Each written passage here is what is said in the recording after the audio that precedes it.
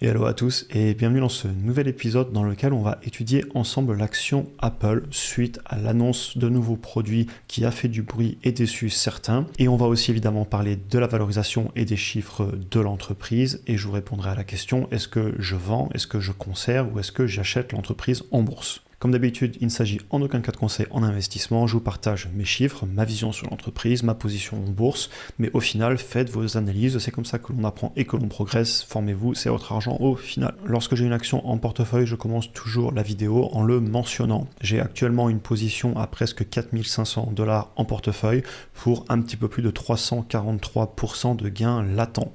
C'est une entreprise que j'ai achetée en bourse notamment en août 2019, ça fait donc plus de 5 ans et là on va vraiment se rendre compte de l'investissement sur le court terme, moyen terme et long terme. C'est une vieille position pour moi en portefeuille et vu qu'à l'époque je l'avais pris à un prix qui me paraissait intéressant, on constate aujourd'hui que la majorité de ma position sont en fait des gains latents. J'ai un prix de revient unitaire à 50,25 $ et le cours de l'action aujourd'hui est à 222 $.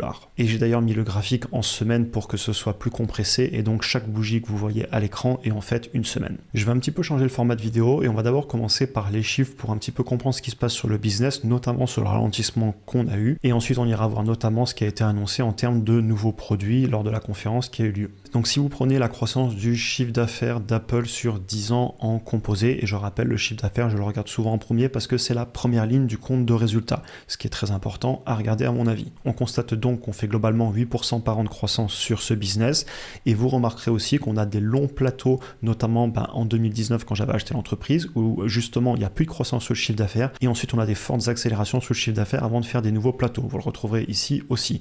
Ça c'est typique d'une entreprise cyclique qui va avoir des périodes où elle va vendre beaucoup de produits, des nouveaux produits, et le chiffre d'affaires va monter, et on va avoir des périodes plus difficiles, où par exemple dans ce cas-là, c'est plus dur de vendre des appareils avec de la technologie qui coûte cher, notamment quand les personnes ont moins d'argent à cause de l'inflation et de ce qui s'est passé en 2022-2023, et ça se ressent bien évidemment dans les chiffres. Donc c'est une entreprise cyclique qui clairement a eu des difficultés sur la croissance du chiffre d'affaires récemment, on va pas se mentir, les graphiques sont là. Maintenant au niveau des marges, je regarde tout le temps ça pour comprendre rapidement dans le compte de résultats si l'entreprise elle a un potentiel de gagner beaucoup d'argent ou si elle gagne déjà de l'argent.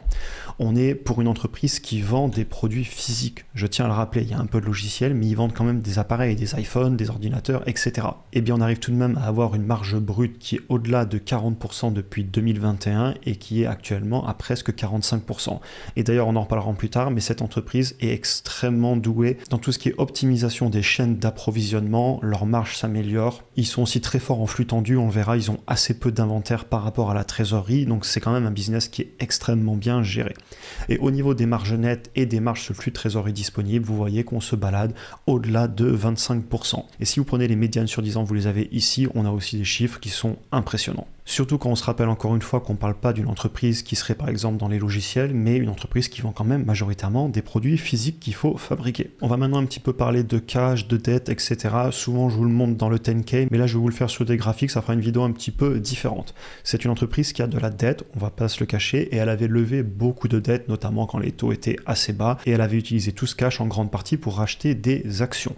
Donc vous voyez ici qu'au niveau de la dette, elle est quand même en train de baisser depuis 2021, donc ils commencent à rembourser cette dette totale et on constate qu'en termes de cash, ils ont de quoi couvrir un quart de la dette actuellement. Donc il y a beaucoup plus de dette que de cash. Ça pourrait être inquiétant, mais je ne suis pas spécialement inquiet dans le cas d'Apple parce que si vous regardez, en un an, en 12 mois glissants, on a été capable de générer 92 milliards de dollars de flux de trésorerie disponibles auxquels on a déjà retranché les compensations en actions. Ce qui veut dire qu'en à peine plus un an, si on arrêtait de racheter les actions et de payer du dividende, on pourrait payer toute la dette. Donc l'entreprise n'est pas du tout au bord d'une faillite potentielle. Au niveau du dividende, on voit qu'il paye 15 milliards pour 92 milliards de dollars de flux de trésorerie disponibles, donc ça représente assez peu. Par contre, ce qu'ils font et où va la majorité de leur cash, parce que je veux être curieux et voir où va le cash, eh bien il va en grande partie dans le rachat d'actions. En faisant une recherche rapide sur internet, on constate qu'entre 2021 et 2023, ils ont racheté pour 90 milliards de dollars d'actions chaque année et ils viennent encore d'autoriser pour 2024 110 milliards de dollars de rachat rachat d'actions. Donc tout le cash de l'entreprise est là pour racheter plein d'actions et évidemment ça va maintenir le cours et ça va même faire monter l'entreprise puisqu'il y aura de moins en moins d'actions en circulation. Cette entreprise, c'est une machine à cash qui rachète plein d'actions et qui paye un dividende et elle investit aussi un petit peu pour la croissance. Mais on n'est pas sur une entreprise qui va faire 15-20% de croissance par an, c'est une entreprise qui est mature. Si vous prenez la courbe en S, on est plutôt sur le milieu, voire la fin de la courbe et on peut venir rajouter des nouvelles courbes en S avec des nouveaux produits de temps en temps. On retrouve donc des légères accélérations sur le chiffre d'affaires, mais globalement, on n'est pas sur une entreprise de tech à forte croissance. En tout cas, c'est mon analyse. Si on continue sur l'inventaire, je voulais vous en parler, vous voyez qu'il se balade en permanence entre globalement 4 et 6-7 milliards de dollars d'inventaire, c'est-à-dire même pas 10% du flux de trésorerie disponible. Donc c'est impressionnant, ils arrivent très bien à travailler en flux tendu, et d'ailleurs s'ils n'arrivaient pas à le faire, ça se verrait instantanément dans les flux de trésorerie. Donc clairement une entreprise qui est très bien gérée. Évidemment aussi, je tiens à préciser que c'est plus facile de gérer ces inventaires puisqu'ils ne fabriquent pas eux-mêmes, ils ont quand même beaucoup de sous-traitants, donc ils peuvent travailler plus facilement en flux tendu, et il est possible qu'une grosse partie de l'inventaire soit en fait gérée par les fabricants. Mais ça c'est le problème des fabricants, Apple est en position de force là-dessus. Et en parlant de fabricants, je préciserai aussi qu'ils sont en train de se diversifier puisqu'il y avait eu beaucoup de peur autour de Foxconn qui justement était leur principal fabricant et ils sont en train de diversifier dans d'autres pays, ce qui est une bonne chose et j'en avais parlé aussi à l'époque d'ailleurs. Nous sommes sur une entreprise qui paye un dividende, le rendement est faible puisque l'entreprise est sur des plus hauts historiques et comme on l'a vu, ils sont surtout concentrés sur le rachat d'actions et pas trop sur le dividende. Cependant, on précisera quand même qu'il augmente de plus de 5% par an en composé depuis 5 ans et de presque 8% par an en composé depuis 10 ans. On voit qu'ils peuvent le payer très largement. Le taux de distribution sur le flux de trésorerie disponible est à moins de 15% et celui sur le bénéfice, donc communément appelé le payout ratio, je pense que vous connaissez ce terme, on est aussi sous les 15%. Mais je ne sais pas pourquoi tout le monde regarde tout le temps le payout ratio, donc la partie des bénéfices payés, et au final, ce qui paye le dividende, c'est le cash. C'est pas le bénéfice, puisqu'il y a un moment, on a des entrées et des sorties d'argent et il faut le cash au moment de payer le dividende. Et d'ailleurs, si on a un flux de trésorerie disponible négatif, eh bien sur le papier, on peut se dire c'est facile de payer le dividende, alors qu'en réalité, on doit peut-être lever de la dette pour le payer. Et d'ailleurs, ça, on l'a vu il y a pas longtemps sur des entreprises qui ont justement beaucoup d'inventaire et du mal à écouler leurs produits. Ils se retrouvent à avoir un bénéfice en positif, un flux de trésorerie disponible en négatif, un dividende à payer, ils ne le coupent pas et donc ils tapent dans le cash ou ils lèvent de la dette. Donc toujours, quand on regarde le dividende, allez gratter un petit peu plus loin qu'un simple indicateur sur un site internet. L'entreprise explose le S&P 500 depuis 2014 et justement d'ailleurs j'en parlerai un peu en fin de vidéo, j'aime garder mes actions gagnantes. On va aller voir rapidement les ratios de prix. L'entreprise, je ne vous le cache pas, historiquement, elle s'échange assez cher actuellement.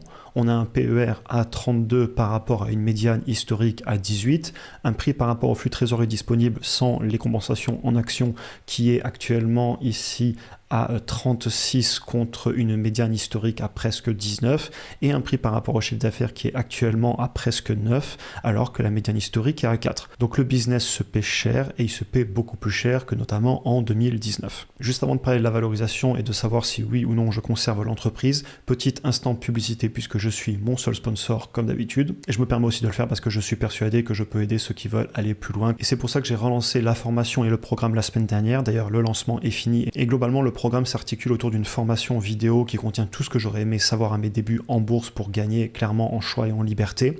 Et j'ai voulu rajouter à ça notamment tous les appels de coaching individuels sur plusieurs mois afin que vous ne vous retrouviez pas seul face à une énième formation vidéo, mais qu'au contraire vous soyez accompagné pour vous créer votre propre stratégie selon votre profil unique. Vous avez aussi accès à mon portefeuille bourse et crypto, mes achats et mes ventes en actions et en ETF et je mets à jour dès que j'achète, j'analyse un titre, etc.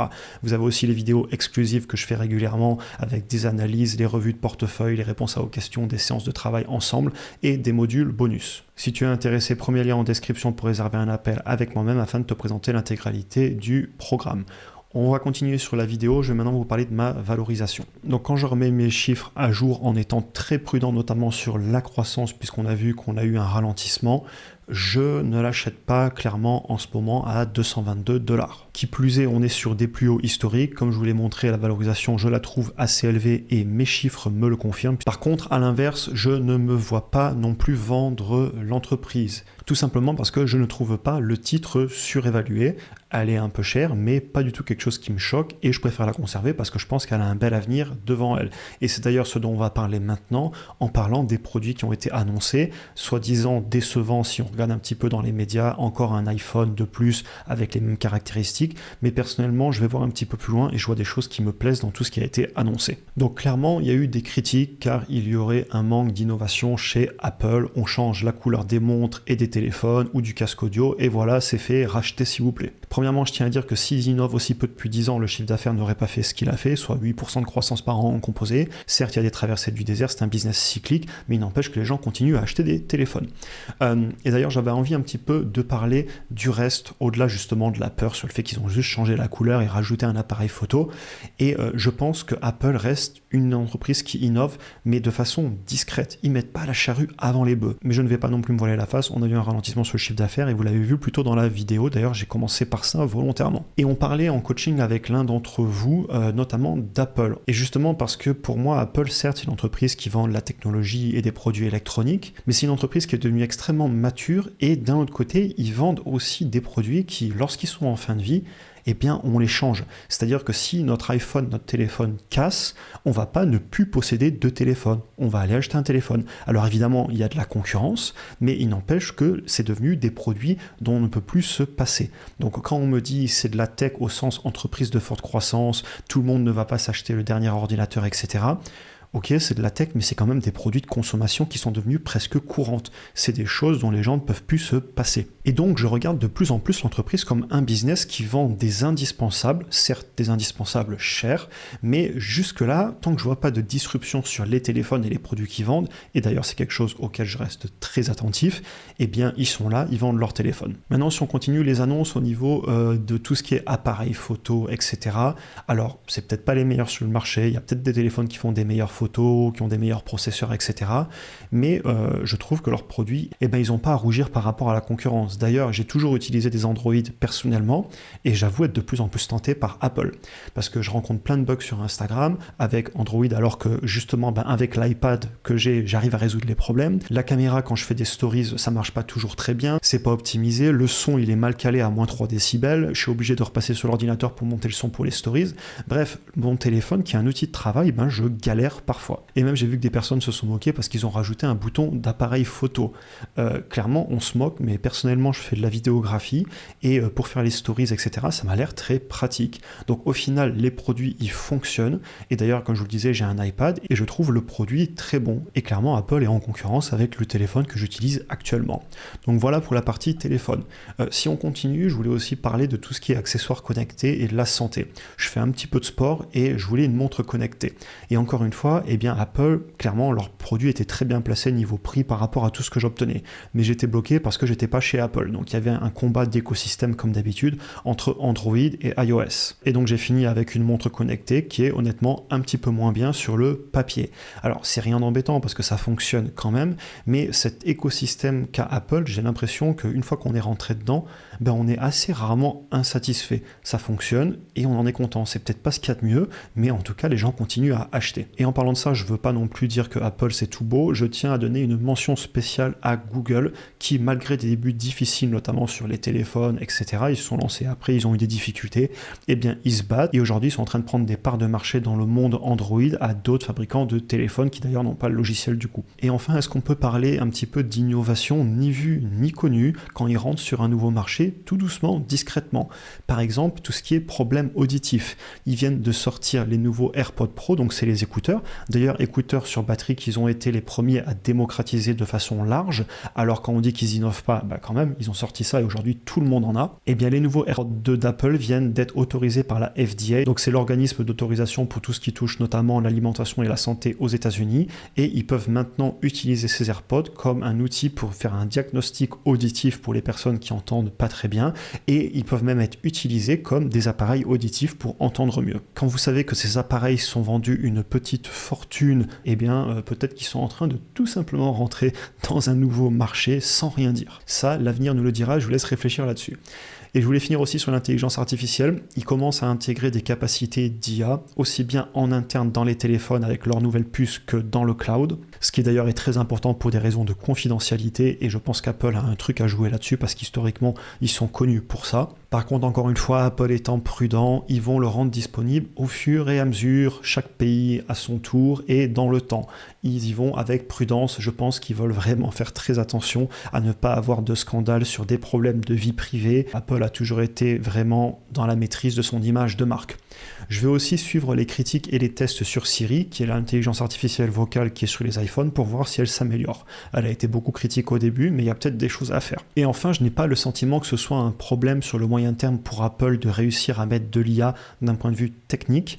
C'est plus de la gestion de projet, de l'exécution. Est-ce que la direction va bien le mettre en place? Parce qu'honnêtement, quand vous regardez les LLM, donc c'est les langages d'IA qui sont utilisés dans Gemini, ChatGPT, Llama, etc., Grok, au final, c'est pas quelque chose de compliqué, tout le monde est en train d'en sortir, et ils sont tous très bons.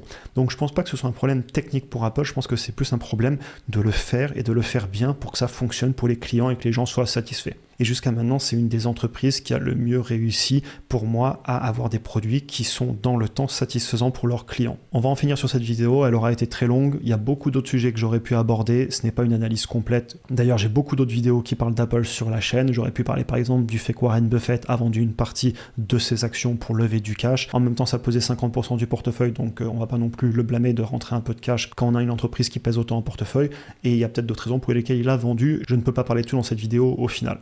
Juste pour conclure, on est dans une traversée du désert sur le chiffre d'affaires. C'est pas la première fois que ça arrive à Apple, c'est un business cyclique. Après, mon analyse me dit que je conserve, je pense que la croissance n'est pas partie pour toujours et je vois un avenir au niveau de l'entreprise. Mes chiffres sont très conservateurs dans le sens là aussi, je veux être prudent. Et donc clairement, je ne vais pas vendre l'action, je la conserve. Je n'achète pas non plus à 220$. Je reste patient, je suis rationnel. Si l'entreprise venait à baisser sur des prix qui m'intéressent, clairement, je pourrais recommencer à l'acheter. Ce n'est pas le cas actuellement. J'ai mes fichiers de suivi pour savoir quand est-ce que je peux rentrer à nouveau dedans. Donc voilà, je suis rationnel, je prends du recul. Si elle baisse demain, je ne vais pas paniquer à me dire c'est l'opportunité du siècle. Je sais ce que je veux et j'agis de façon logique. Enfin, pour ceux qui ne l'auraient pas en portefeuille mais qui auraient des ETF, je tiens quand même à vous rassurer. Au Nasdaq, on est à plus de 9% dans Apple et sur le S&P 500, on est à presque 7% sur Apple. Donc si vous avez de l'ETF, ne vous inquiétez pas, vous êtes très bien exposé à cette entreprise. On en a fini pour aujourd'hui, j'espère que la vidéo vous aura intéressé. N'hésitez pas comme d'habitude à jeter un coup d'œil en description pour ceux qui veulent aller plus loin. Vous pouvez réserver un appel avec moi-même. Et de façon plus générale, si vous voulez parler bourse ou si vous avez des questions, rendez-vous en message sur Instagram ou dans les commentaires. Je vous souhaite une excellente journée et à très bientôt pour un prochain épisode.